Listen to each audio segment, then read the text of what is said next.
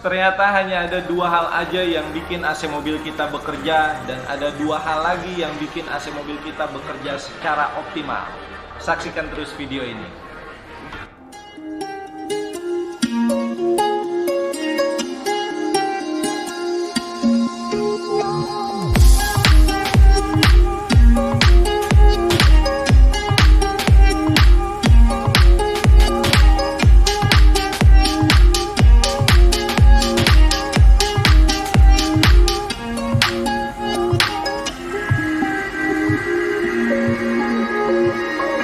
Oke bos, ketemu lagi dengan saya Ade dari Niki AC Mobil. Mudah-mudahan bos semua selalu aman dan nyaman dalam berkendara.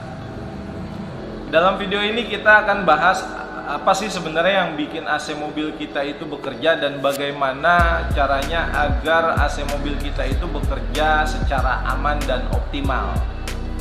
Sebelum kita bahas videonya, jangan lupa klik tombol subscribe untuk mendukung channel ini dan bunyikan lonceng agar Anda mendapatkan notifikasi ketika saya upload video terbaru tentang perawatan sistem AC mobil.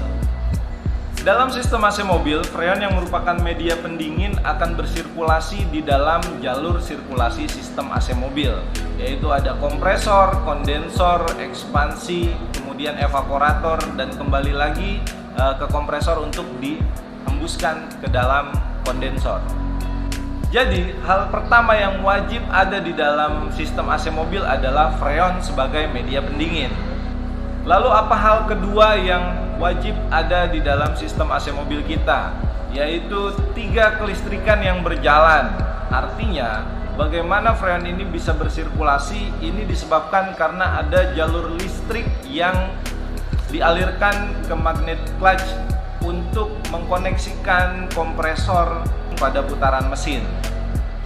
Ketika magnet clutch sudah aktif, maka kompresor akan bekerja untuk mengkompresikan freon menuju ke kondensor dan selanjutnya dialirkan ke seluruh sistem sirkulasi AC mobil.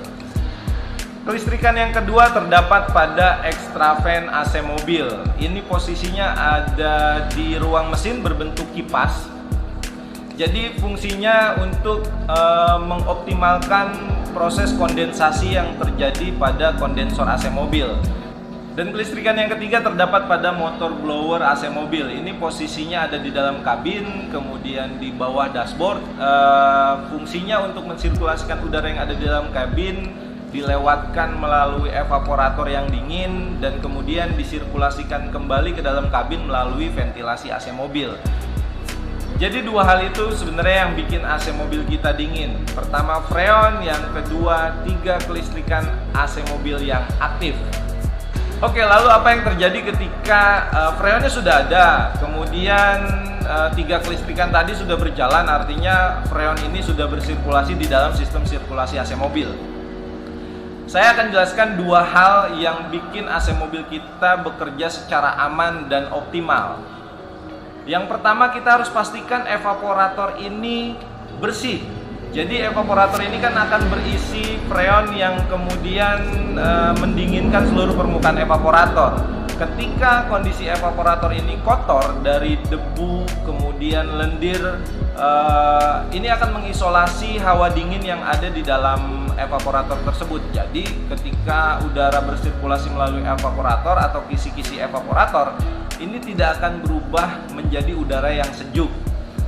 Bagaimana cara memastikannya? Ya, kita pastikan untuk memasang filter cabin untuk melindungi kotoran tidak sampai ke evaporator. Kemudian kalau sudah terlanjur kotor, berarti kita harus lakukan bongkar untuk mencuci evaporator. Hal kedua yang bikin AC mobil kita bekerja secara aman dan optimal adalah kita harus pastikan freon yang bersirkulasi ini benar-benar lancar di dalam jalur sistem sirkulasi AC mobil.